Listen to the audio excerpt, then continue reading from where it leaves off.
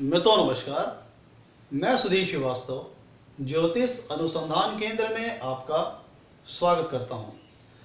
मित्रों, आप लोगों ने मेरे चैनल को अगर अभी तक सब्सक्राइब नहीं किया है तो जल्द सब्सक्राइब करें ताकि मेरे आने वाले नए एपिसोड और वीडियोस की सबसे पहले आपको जानकारी मिल पाए।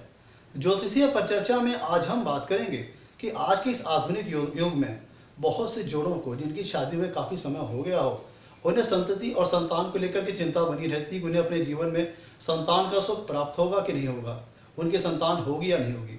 तो मित्रों, संतति को लेकर के, संतान को लेकर के ज्योतिष शास्त्र में कुछ चुनिंदा योग बताए गए हैं और कहा गया है कि अगर ये योग कुंडली में अगर मौजूद होते हैं तो व्यक्ति को अपने जीवन में संतान का सुख प्राप्त होता है।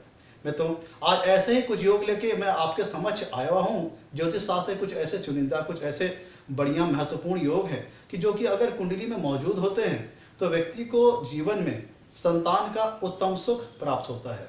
इसी श्रृंखला में आपके सामने मैं संतति से संबंधित ज्योतिष शास्त्र के 3 योग लेके आया हूँ, जिनके नाम है एक पुत्र योग, औरस पुत्र योग और पुत्र सुख योग। मित्रों, हर व्यक्ति की चाह होती है कि उसे अपने जीवन में अपनी उसे संतति सुख प्राप्त हो, अपनी खुद की उसकी संतति का सुख उसे प्राप्त हो। मित्रों, ऐसे कुछ योग हैं ज्योतिष शास्त्र में कि जो कि कुंडली में मौजूद हों तो व्यक्ति को, जातक को जीवन में संतान का उत्तम सुख प्राप्त होता है। तो इस संतति से संबंधित ज्योतिष शास्त्र में जो योग हैं उस श्रृंखला में आज हम बात करेंगे सबसे पहले एक पुत्र योग की। एक पुत्र योग मित्रों, इसका जो ज्योतिष शास्त्र में जो वर्णन है इस योग का, इसके अंतर्गत इसकी परिभाषा में कहा गया है कुंडली में जो पंचम भाव होता है वो संतान का होता है। पंचम भाव से व्यक्ति को अपने जीवन में संतान उत्पत्ति के बारे में, संतान के सुख के बारे में, इन सब सारी चीज़ों का विचार कुंडली के पंचम भाव से किया जाता है। मित्रों, तो एक पंचम भाव से ही जो भी हमारे मुख्यतः जो भी योग बनते हैं उनका मुख्यतः पंचम भाव का इन योगों में बहुत महत्वपूर्ण योगदान होता है, क्योंकि पंचम भाव से ही हम संतान सुख का विचार करते हैं। तो मित्रों, जो संतति से संबंधित जो पहला योग है उसका नाम है एक पुत्र योग। एक पुत्र योग मित्रों, इसका इसलिए कहा गया है कि अगर एक पुत्र योग कुंडली में मौजूद होता है तो हमारे शास्त्रों में कहा गया है कि व्यक्ति को एटलीस्ट कम से कम एक संतान का सुख उसको मिलता ही मिलता है।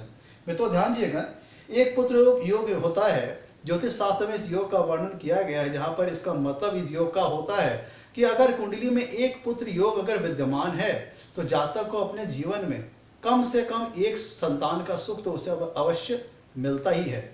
तो अब हम बात करते हैं कि एक पुत्र योग की परिभाषा क्या है। एक पुत्र योग के लिए मित्रों जो ज्योतिष शास्त्र में जो इस योग का वर्णन, इसकी डिफिनीशन बताई गई है वो ये है कि पंचम भाव का स्वामी अर्थात पंचमेश कुंडली में किसी केंद्र स्थान में हो या त्रिकोण स्थान में हो तो फिर एक पुत्र योग का निर्माण होता है। बहुत ही सिंपल इसकी परिभाषा है मित्रों, बहुत ही सरल योग है।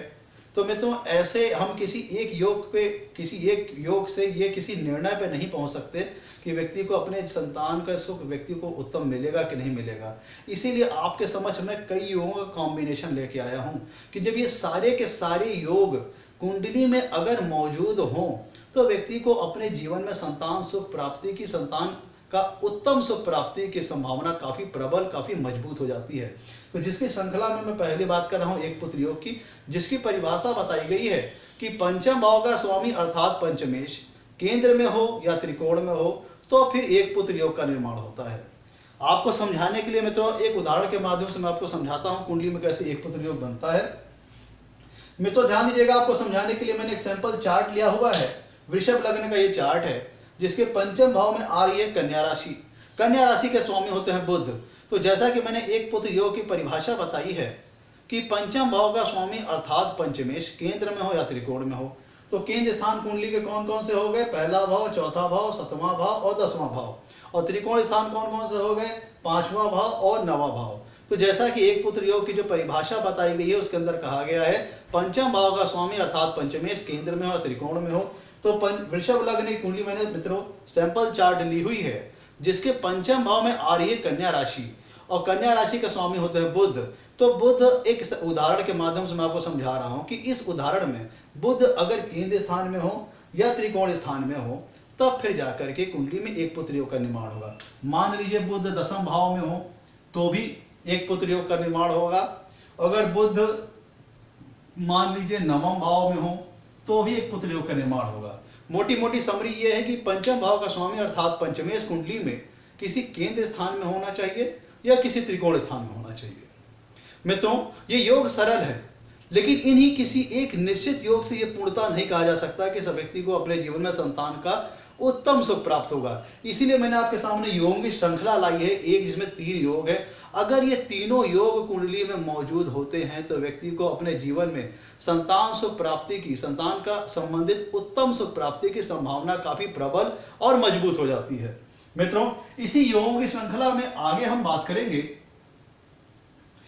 बात करेंगे दूसरे योग का नाम है औरस पुत्र योग। मित्रों, जो संतति से संबंधित ज्योतिष शास्त्र में जो दूसरे योग का उल्लेख है उसका नाम है औरस पुत्र योग। ये भी पंचम भाव से ही संबंधित है, क्योंकि पंचम भाव से ही संतान का विचार किया जाता है। तो औरस पुत्र योग मित्रों कुंडली में 2 प्रकार से बन सकता है। औरस पुत्र योग की मित्रों जो परिभाषा बताई गई है उसके तहत कुंडली में 2 प्रकार से औरस पुत्र योग का निर्माण हो सकता है, जिसमें पहली परिभाषा जो ज्योतिष शास्त्र में बताई गई है वो ये है कि पंचम भाव में कोई शुभ ग्रह हो या पंचम भाव में कोई शुभ ग्रह की राशि हो और उस पर किसी शुभ ग्रह की दृष्टि आ रही हो तो औरस पुत्र योग का निर्माण होता है। तो मित्रों, औरस पुत्र योग की जो पहली परिभाषा बताई गई है उसमें कहा गया है पंचम भाव में कोई शुभ ग्रह हो या पंचम भाव में कोई शुभ ग्रह की राशि हो और उस पर किसी शुभ ग्रह की दृष्टि आए। तो शुभ ग्रह हमारे कौन से हो गए? गुरु, शुक्र, बुध और चंद्रमा। तो मान लीजिए कुंडली में अगर गुरु पंचम भाव में है और शुक्र पंचम भाव में है तो मित्रों, जैसा कि औरस पुत्र योग के तहत परिभाषा में कहा गया है कि कोई शुभ ग्रह कुंडली के पंचम भाव में मौजूद हो या किसी पंचम भाव में कोई शुभ ग्रह की राशि हो और उस पर किसी शुभ ग्रह की दृष्टि आए तो कुंडली में औरस पुत्र योग का निर्माण होता है। तो मान लीजिए गुरु और शुक्र कुंडली के पंचम भाव में स्थित हैं और गुरु और शुक्र दोनों ही शुभ ग्रह माने गए हैं, इसलिए इस प्रकार से पहली परिभाषा के अंतर्गत औरस पुत्र योग का निर्माण हो रहा है। और शुभ ग्रह की राशियां कौन कौन सी होगी मित्रों? गुरु, बुध, शुक्र जो ग्रह हमारे हैं, शुभ ग्रह हैं, इनसे इनके पास जिन भी राशियों का स्वामित्व है वो अगर कुंडली में पंचम भाव में मौजूद हो और उन पर किसी शुभ ग्रह की दृष्टि आए तो भी औरस पुत्र योग का निर्माण होता है पहली परिभाषा के अंतर्गत। यहाँ पे मित्रों मैं कह रहा हूँ शुभ ग्रह गुरु, शुक्र, बुध को जिन राशियों का स्वामित्व प्राप्त है वो राशियां अगर यहाँ मौजूद होती हैं और उन पर किसी शुभ ग्रह की दृष्टि आए तो भी पहली परिभाषा के अंतर्गत औरस पुत्र योग का निर्माण होता है। और मित्रों, औरस पुत्र योग के अंतर्गत जो दूसरी परिभाषा बताई गई है औरस पुत्र योग बनने की ज्योतिष शास्त्र में, उसके अंतर्गत परिभाषा ये है कि कुंडली में गुरुदेव या कहें बृहस्पति लग्न के ऊपर दृष्टि डाले या सूर्य के ऊपर दृष्टि डाले या चंद्रमा के ऊपर दृष्टि डाले तो दूसरी परिभाषा के अंतर्गत कुंडली में तो भी औरस पुत्र योग का निर्माण होगा। ध्यान दीजिएगा मित्रों, औरस पुत्र योग की जो दूसरी परिभाषा बताई गई है वो ये है कि गुरु लग्न के ऊपर दृष्टि डाले या सूर्य के ऊपर दृष्टि डाले या चंद्रमा के ऊपर दृष्टि डाले तो कुंडली में औरस पुत्र योग का निर्माण होता है। तो मित्रों, यहाँ पे औरस पुत्र योग का मतलब ये होता है कि अपनी खुद की पत्नी से खुद की संतान प्राप्ति के योग बनना, मतलब एक लीगली टोटली एक वैलिड संतान की प्राप्ति होना।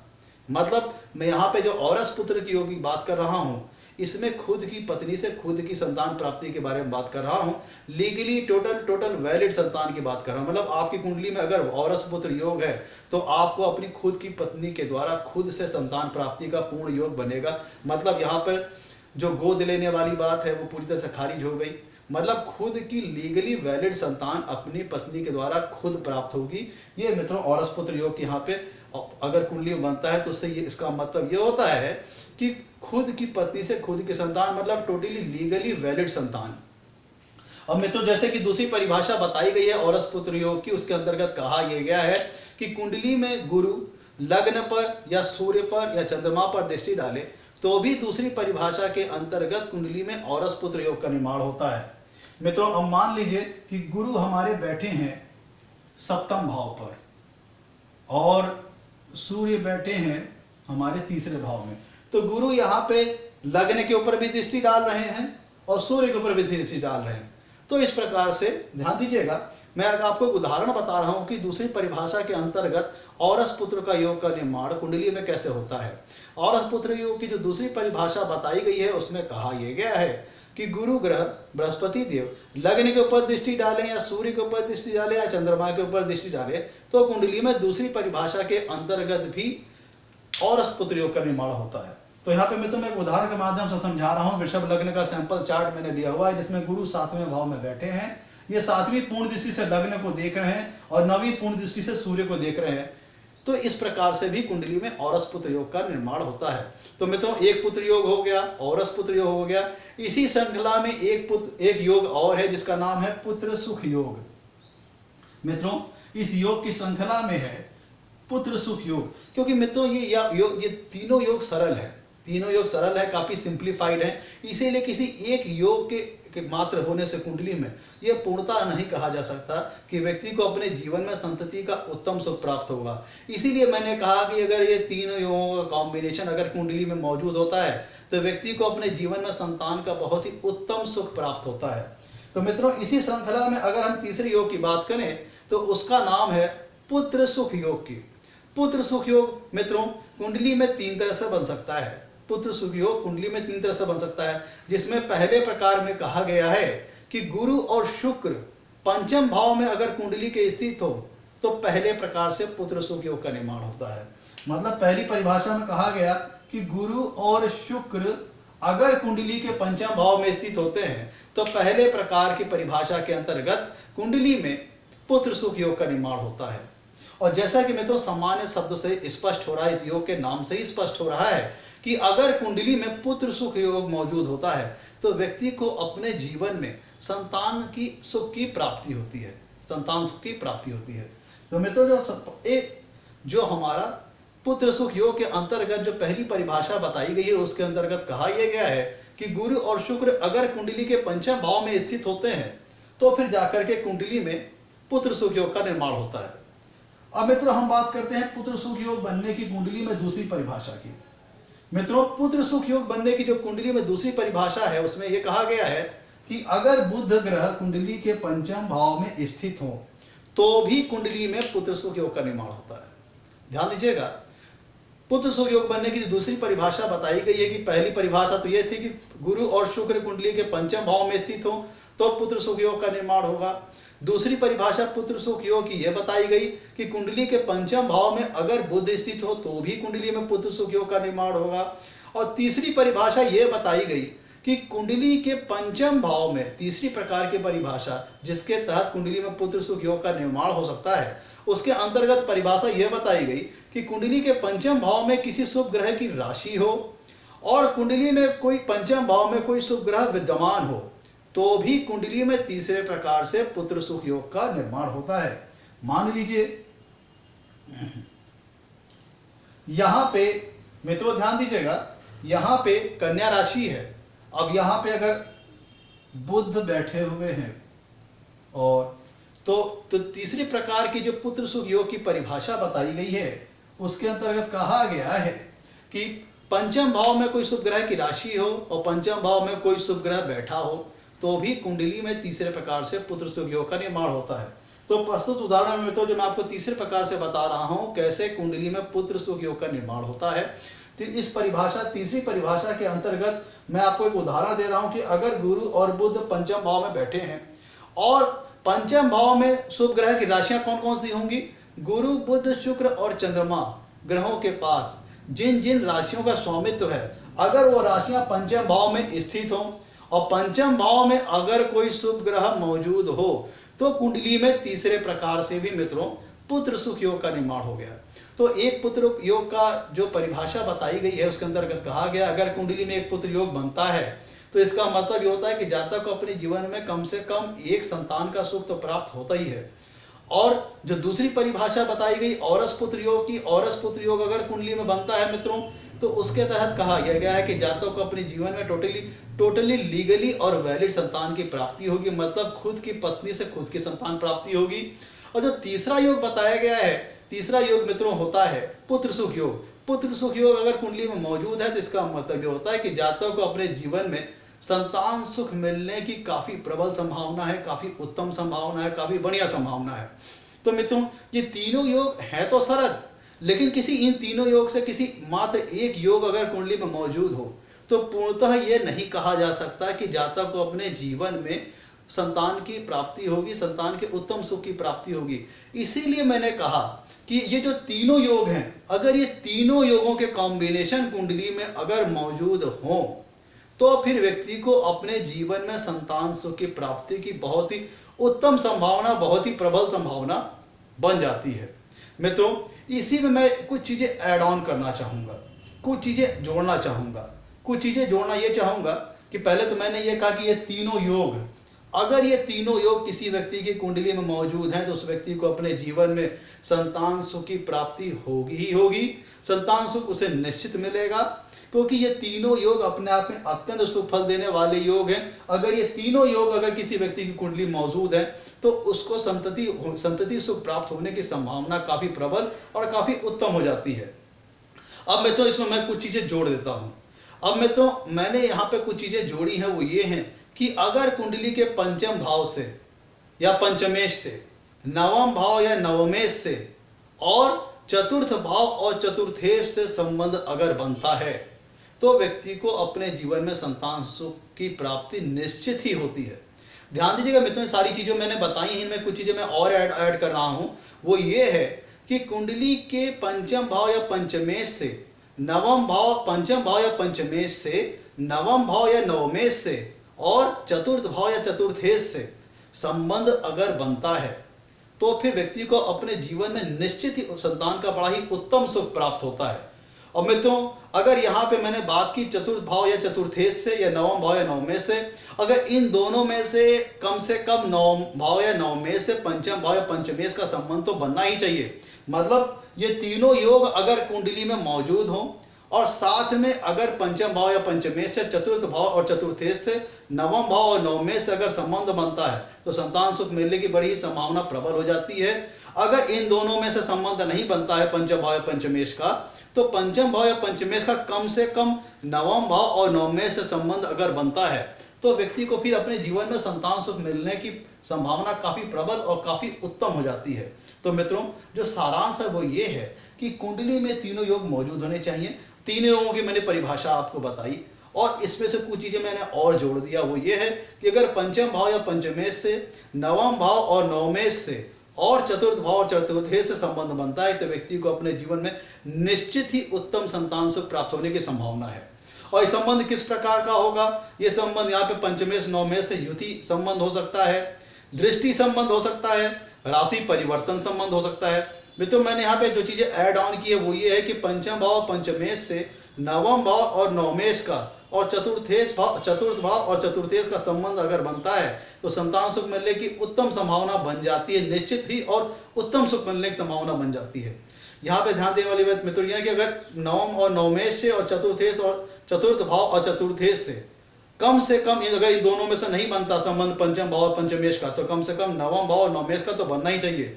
तो अगर ये तीनों योग मौजूद है कुंडली में और पंचम भाव पंचमेश से, नवम भाव और नवमेश से और चतुर्थ भाव और चतुर्थेश का संबंध अगर बन रहा है तो कुंडली में व्यक्ति को निश्चित ही उत्तम सुख प्राप्त होने की संभावना बन जाती है। मित्रों, ये थे कुछ कॉम्बिनेशन जो अगर कुंडली में मौजूद हो तो व्यक्ति को अपने जीवन में संतान से संबंधित बहुत ही उत्तम सुख प्रदान करते हैं। यहाँ पर ध्यान दीजिएगा मित्रों, ये तीनों योग बहुत ही सिंपल है, सिंप्लीफाइड है, बहुत ही सरल है और किसी एक योग के हो जाने के मात्र से कुंडली में नहीं कहा जा सकता कि संतान का उत्तम सुख प्राप्त होगा जातक को। इसीलिए मैंने कहा इन तीनों योगों की मैंने आपको परिभाषा बताई कि अगर ये तीनों योग अगर कुंडली में मौजूद होते हैं तब व्यक्ति को अपने जीवन में संतान सुख मिलने की निश्चित ही बहुत ही प्रबल संभावना बढ़ जाती है, बहुत ही उत्तम संभावना बन जाती है। मित्रों, ये था संतति से संबंधित कुछ ज्योतिष शास्त्र में उल्लेखित योग। आज के लिए इतना ही मित्रों, आपसे कहना है मेरे वीडियो को लाइक करें और मेरे चैनल को सब्सक्राइब करें ताकि मेरे आने वाले नए एपिसोड और वीडियोस की आपको जानकारी मिल पाए। मित्रों, आपके लाइक्स और सब्सक्रिप्शन हमें मोटिवेशन प्रदान करते हैं ताकि आगे चल करके हम और अच्छे वीडियो बना करके आपके सामने प्रस्तुत कर सकें। आज के लिए इतना ही मित्रों, धन्यवाद।